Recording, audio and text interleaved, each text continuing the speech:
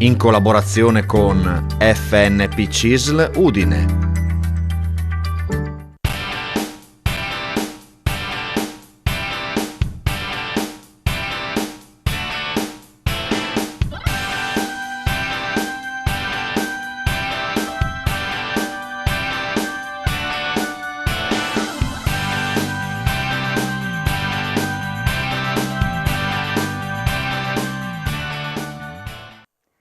Buon pomeriggio, eccoci qua, ci siamo, puntuali come ogni mercoledì. Vediamo subito chi sono i nostri ospiti. Comincio a salutare Iris Morassi, che è segretaria generale dell'FNP CISL territoriale di Udine, e saluto Buonasera. Silvano Dentesano, sempre dell'FNP CISL di Udine. Da tempo, Iris, Sì, è un po' che non ci vediamo. ci hai snobbati, hai snobbato la trasmissione. Sì, magari fosse così.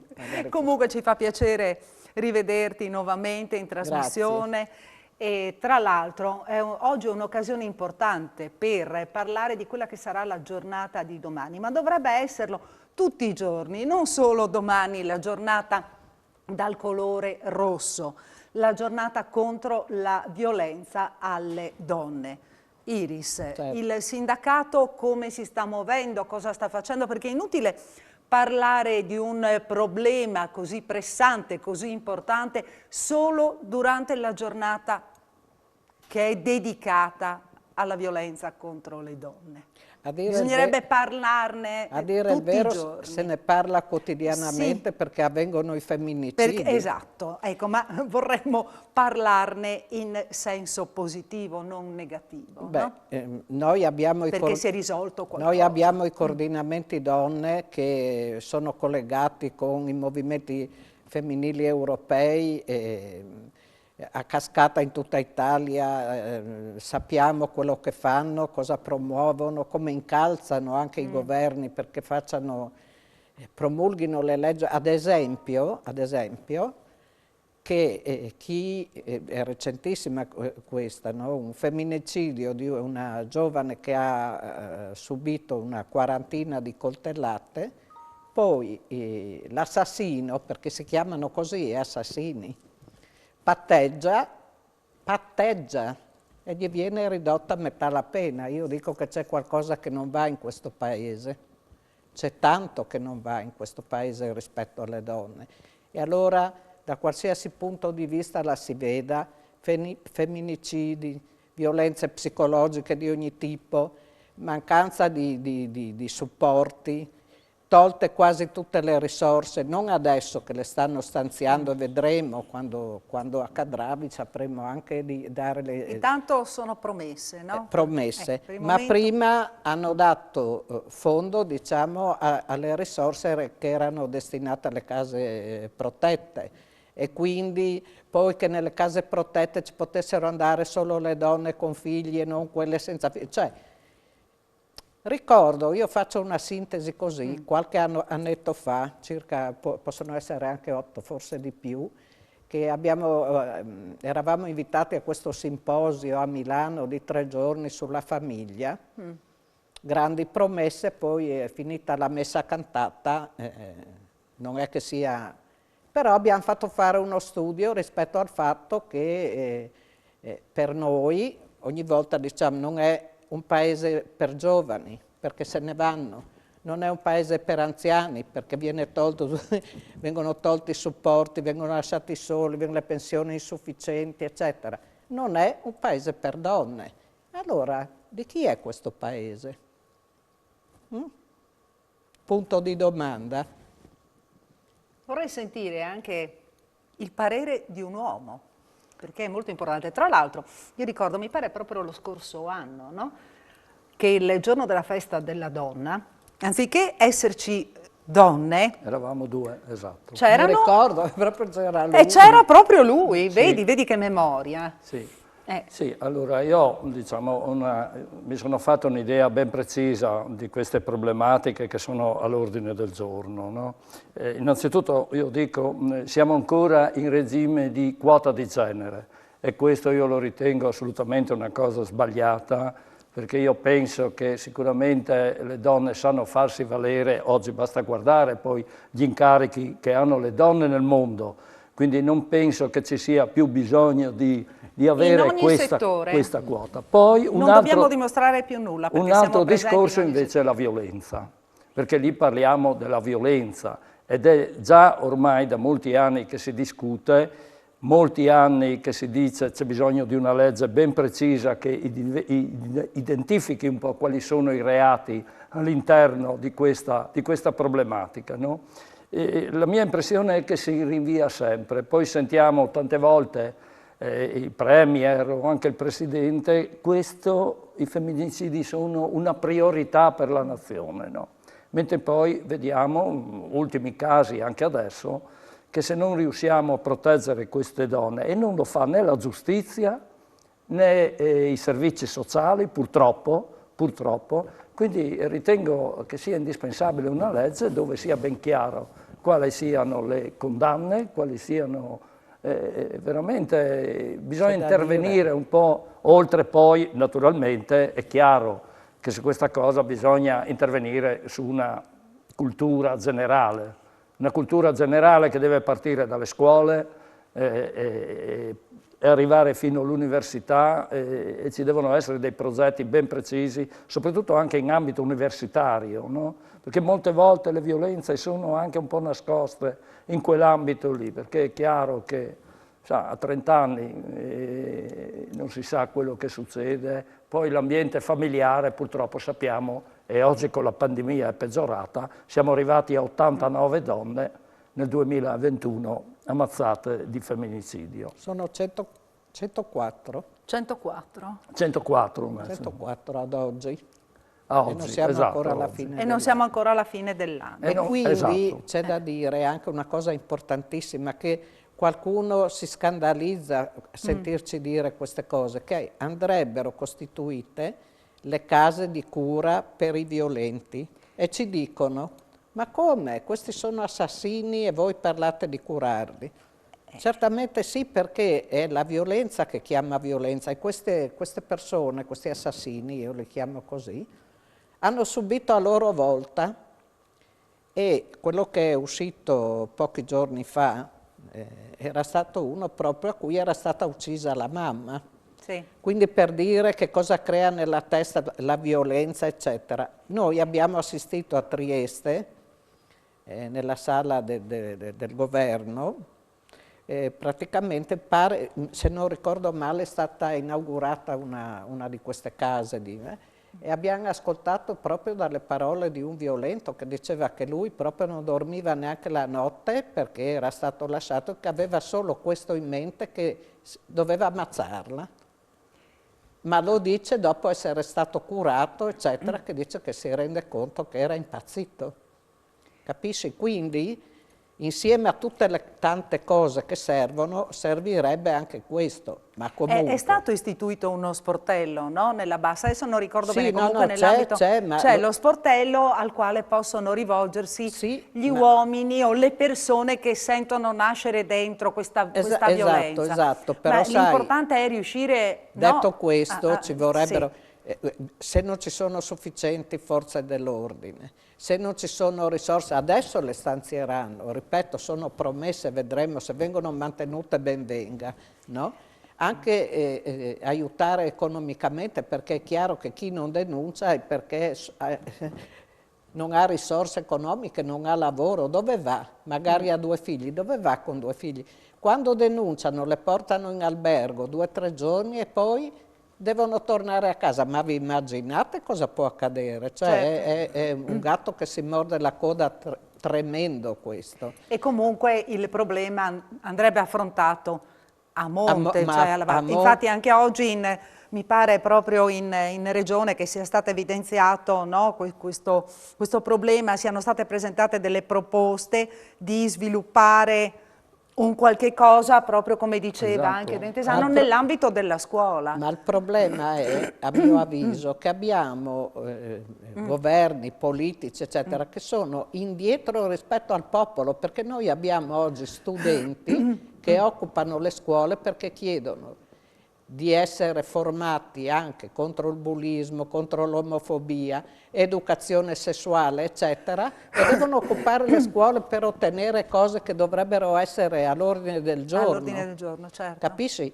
È annichilente questa cosa. Cioè perché sì, noi... perché il problema effettivamente è di difficile soluzione. Dove intervieni? Comincia a capito? scuola? Ma quanti anni devono passare finché uno si prepara no, a una mentalità diversa o si rende conto di quelle che potrebbero essere dicono, le problematiche? No, la famiglia, ma certe volte non sempre le famiglie rispondono a questi requisiti, ma scuola magistra vitae.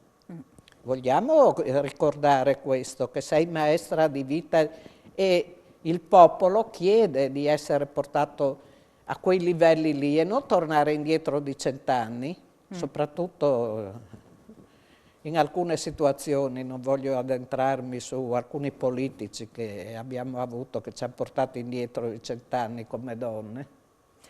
Sì, volevo aggiungere a quel discorso lì in merito alla scuola, per esempio, e oggi è importante secondo me anche che la scuola segua dei percorsi in merito per esempio all'uso dei social, perché molte volte proprio questo uso dei social porta a queste situazioni drammatiche. Cyberbullismo anche, no? Esatto, soprattutto poi nel bullismo e via avanti, quindi la scuola qua perché è fondamentale. Il bullismo c'è sempre stato, certo, il bullismo c'è sempre stato.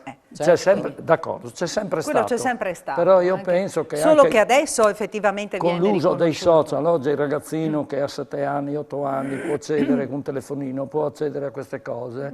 E diventa sì, adesso è più diventa, facile. esatto, diventa importante che la scuola assuma un ruolo primario su questi fatti qua, no? E poi teniamo presente molte volte le conseguenze di questi femminicidi sono i bambini che rimangono, i figli che rimangono molte volte in età giovanissima, sì. no? Anche quello dell'altro giorno 2-6 anni.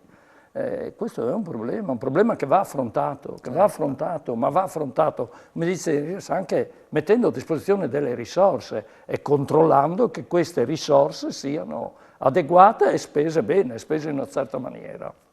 Poi per la domanda che avevi fatto all'inizio, sì. come ci attrezziamo noi, è già da tempo che si sono organizzate. Io non ho potuto partecipare perché stavamo predisponendo altre cose, quindi, però questa cosa importante delle parole contano, che era iniziata un anno e più fa a Palmanova e poi ha dato seguito nel corso dell'anno e sfocerà domani al teatro lì di Palmanova con questa importante carrellata di testimonianze, docufilm, eccetera. Ecco, perché anche queste iniziative aiutano. Ci vediamo fra un attimo, facciamo una piccola pausa, ci ritroviamo qui in studio tra qualche istante, rimanete con noi.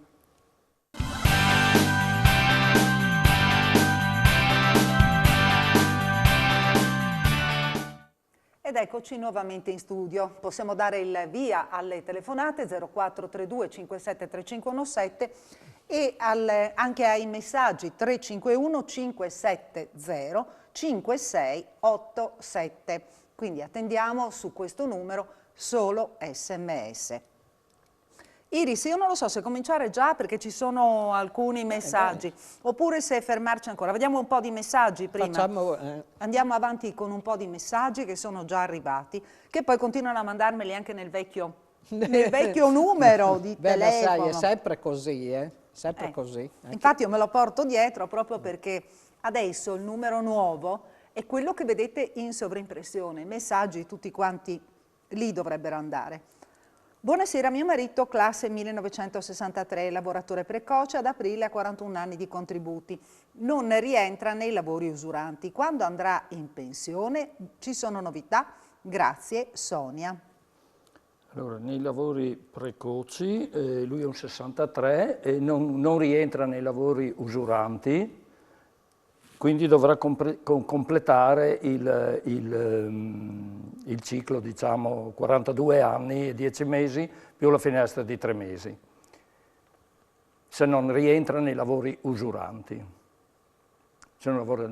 O altrimenti deve avere lavorato prima del 92, quindi 18 anni almeno diciamo anche un mese solo per rientrare poi nella categoria dei lavoratori precoci.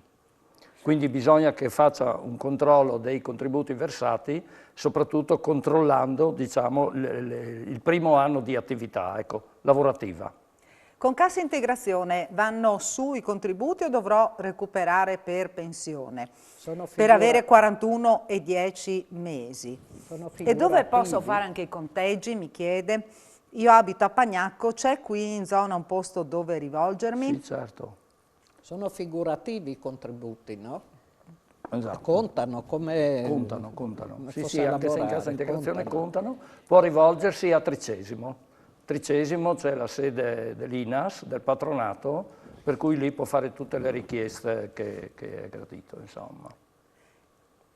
Se io sono disoccupato e fra 20 mesi maturo i 41 anni di contributi, essendo un lavoratore precoce, posso andare in pensione?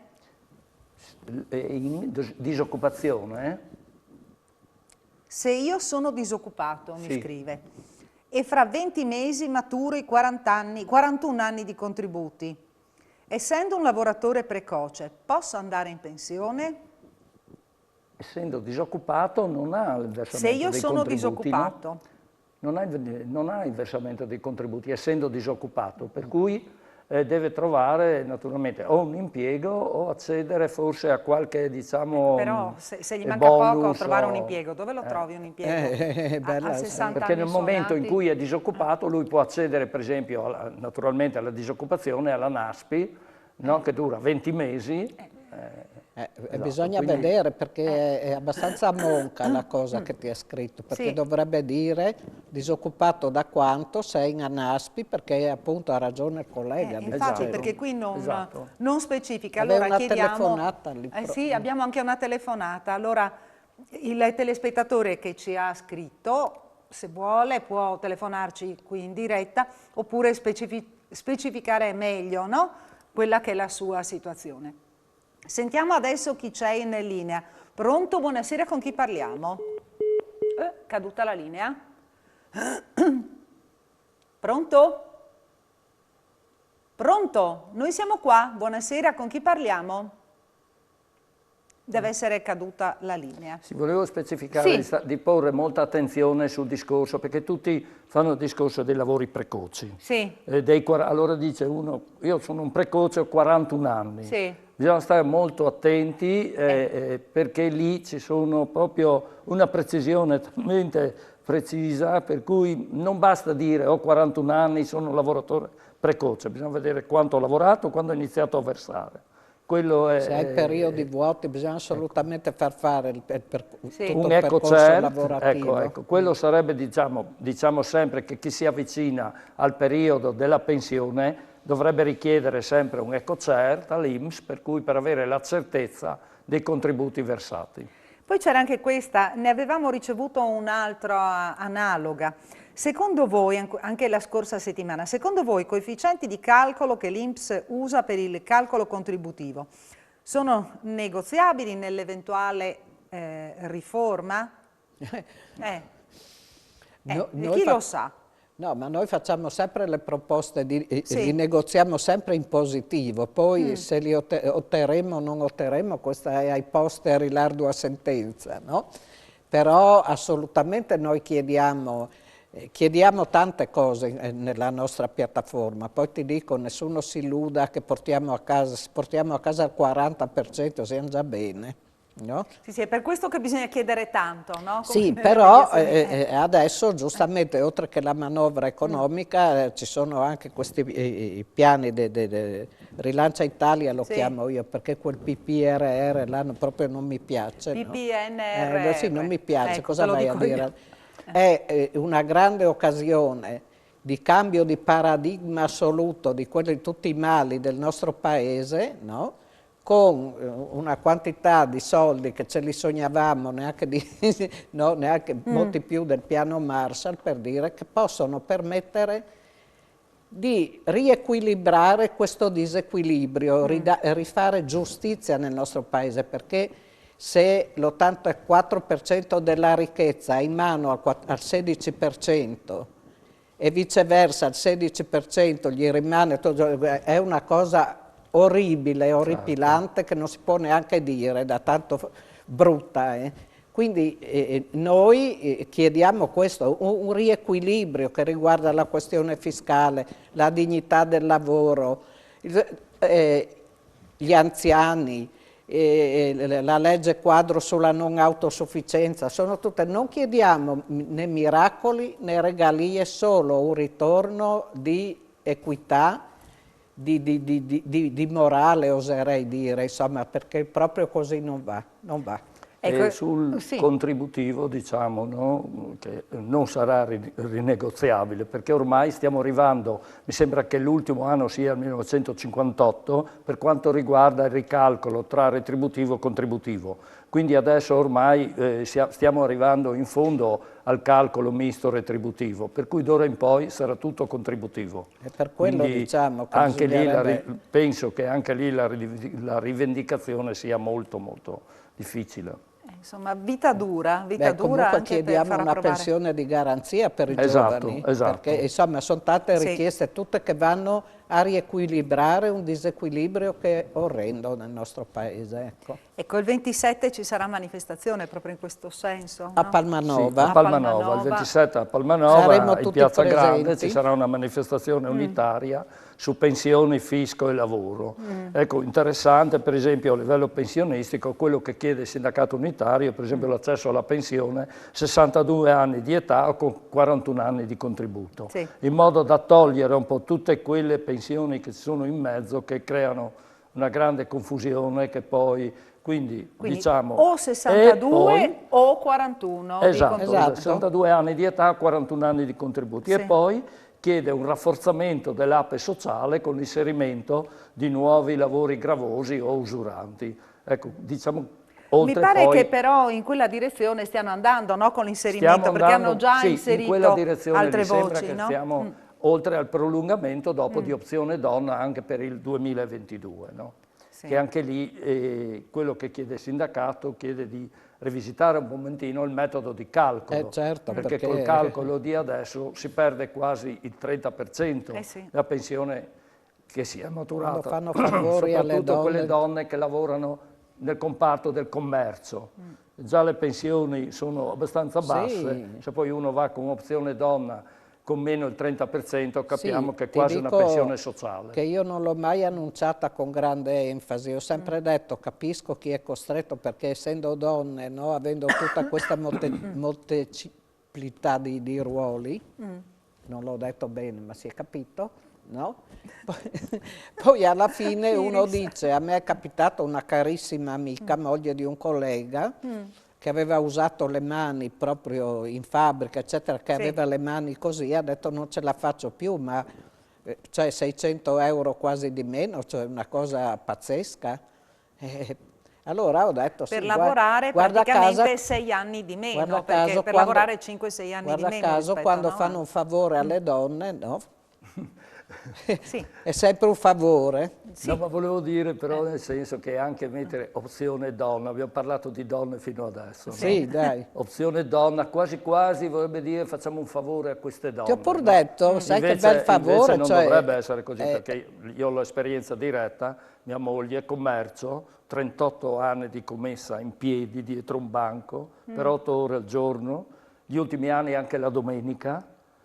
È chiaro poi che se ha l'opportunità di andare in pensione, va in pensione, però signori miei... Sì, ma non è un favore. Ecco, non è un favore anche perché dico, mia suocera che ha la pensione sociale prende più di mia moglie, che è andata con opzione donna. Ecco, questa è la realtà poi che nessuno magari vuol far capire, no? Sì, è vero, perché non c'è divario, no? Pensione sociale tot, e tu fai invece, versi i contributi tutta la vita e ti ritrovi con una pensione che rasenta. Cioè poter dire togliamo il 10%, tu dici vabbè vado in pensione prima, ma non tutti quei soldi li dai. Infatti io alle mie amiche o conoscenti che mi chiedono, dico, se riuscite a resistere, resistete. Sicuramente. Ammalatevi. Ma che suggerimenti dai anche in televisione, Iris? Tappatevi le orecchie, non avete sentito nulla, Iris? Beh, sai, insomma, Vabbè, tornando Sì. alla piattaforma, gli dico, è importantissima, Sì. riequilibra tutte le diseguaglianze, le brutture, le storture che abbiamo, e sembra che abbiano riaperto i tavoli, no? Sembra. Sembra, però noi Speriamo continuiamo senza nessuna, cioè noi facciamo a livello regionale in tutte le regioni senza proclami enormi, eccetera, però molto diretti, cioè vogliamo questo, questo e questo e questo.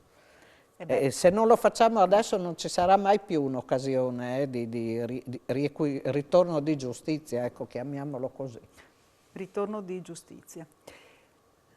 Ad aprile del 2022 compirò 61 anni, mi trovo in Naspi da luglio 2020 a giugno 2020, ho maturato 40 anni di contribuzione. Che possibilità ci sono per raggiungere la pensione in alternativa al versamento volontario dei contributi molto onerosi? Anche questa è una delle tematiche che ci vengono presentate abbastanza frequentemente. Adesso non ricordo se 2 settimane fa, mi pare proprio, ci avesse scritto un telespettatore con problema analogo.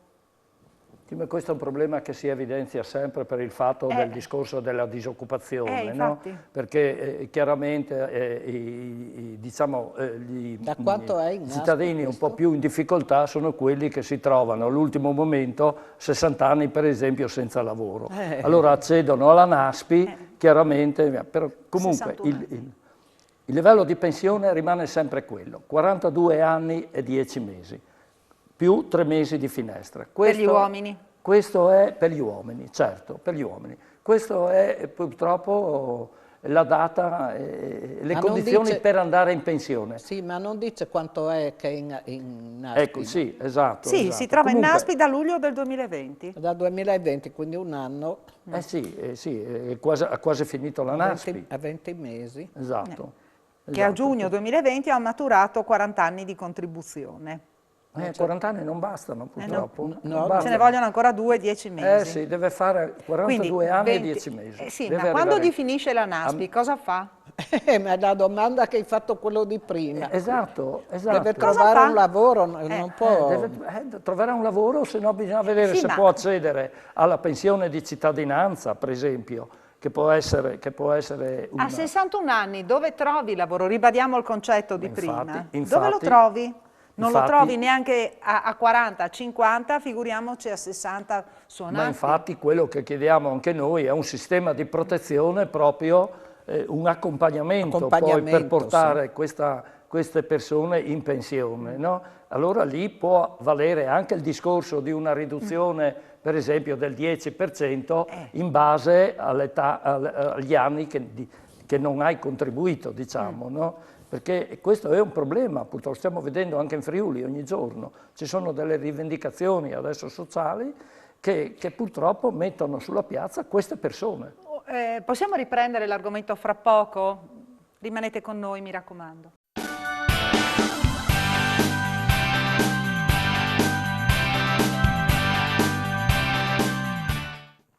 Eccoci nuovamente in studio, il telespettatore di prima ha raccolto il nostro invito a specificare qualcosa di più, a specificare perlomeno quella che è la sua situazione.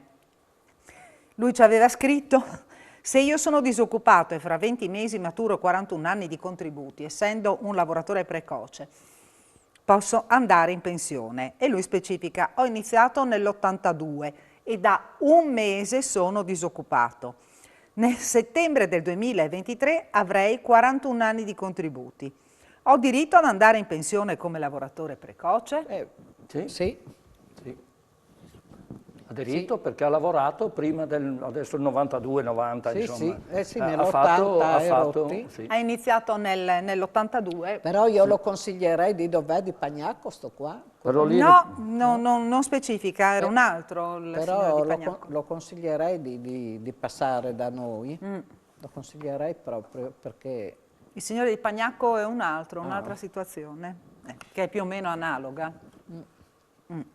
Quindi meglio, se lei passa, non sappiamo da dove lei abiti, dove lei viva, ma non sarebbe male se lei andasse, no, in uno sportello. Un patronato. Un patronato, Gli fanno sì. tutto il percorso lavorativo, i conteggi di tutto. È anche molto ben fatto. Esatto. Ecco, guarda che bravi dalla regia, vi invitiamo a recarvi nelle nostre sedi. Guarda, Vedi, mo? vedi che prontezza, guarda. Ecco, E lì per quello ci di sono... Pagnaco vediamo anche 13° sotto. Sì, ma non sappiamo se questo è un altro.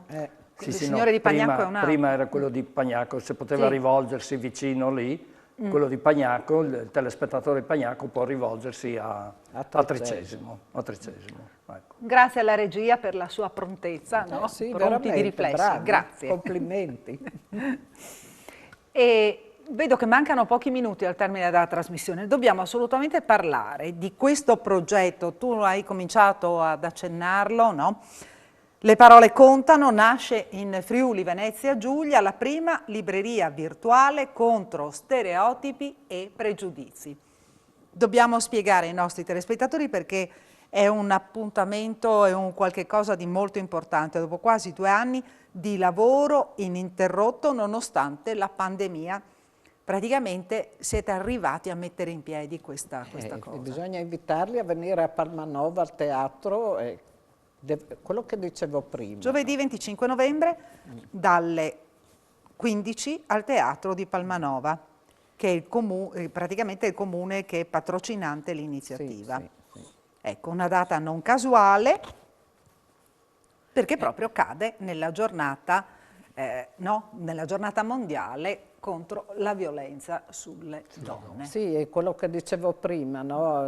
Importante è riuscire ad incidere rispetto a quello che stiamo facendo, perché è importantissimo questo, è importantissimo che ci sia anche la data, perché qualcuno dice, come si è detto all'inizio, dovrebbe essere ogni giorno, però mai rinunciare a una data che... No, certo, non si rinuncia alla data, però che porta il problema in evidenza, però sarebbe molto importante che passassero le questioni pregnanti per cercare di contrastare la violenza, perché ne abbiamo prodotte a iosa da anni e ogni anno e continuamente produciamo documenti per...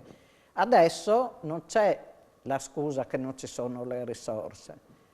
Vanno utilizzate in modo mirato rispetto al fatto che le donne quando denunceranno di più, quando sapranno di essere maggiormente tutelate anche dalle istituzioni.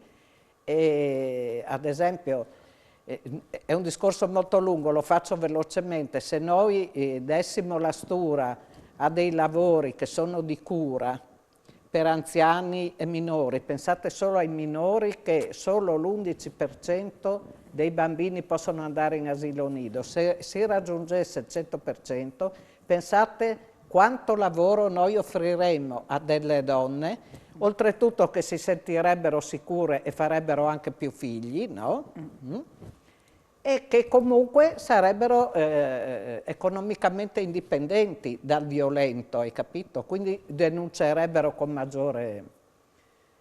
maggior tranquillità, no?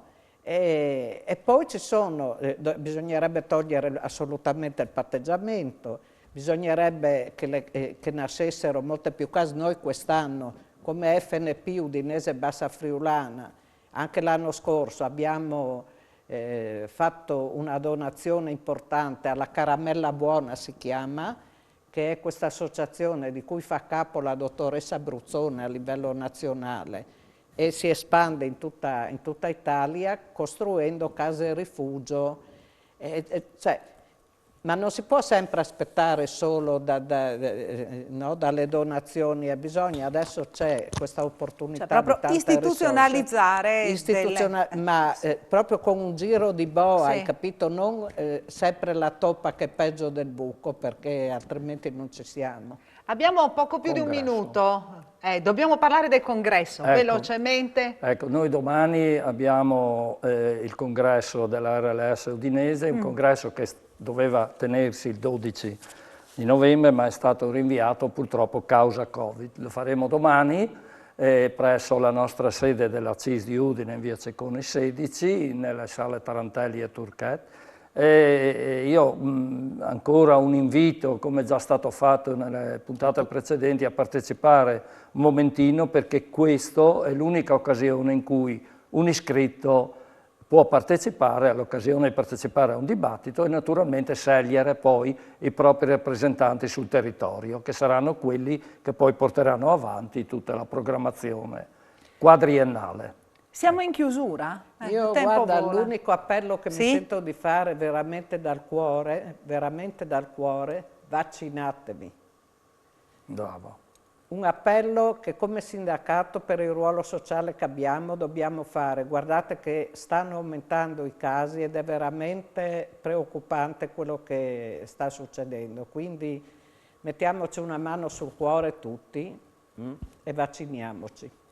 E per le donne, batin al cloud fin quanto le chialt. Ecco. Bello, con la sua massima chiudiamo, con la massima di Silvano Dentesano, chiudiamo la trasmissione di oggi. Chiudiamo telefonate e messaggi. Ringraziamo Iris Morassi, grazie a voi, grazie. Essere segretaria generale dell'FNP territoriale di Udine. Grazie a Silvano Dentesano, sempre dell'FNP CISL di Udine. Grazie per averci seguito. E noi con la rubrica Sportello Pensionati, e non parliamo solo di pensionati, chiaramente, ci vediamo mercoledì prossimo, sempre in diretta alle 18:15. Arrivederci alla prossima settimana. Buonasera a tutti, buonasera. Buona vita.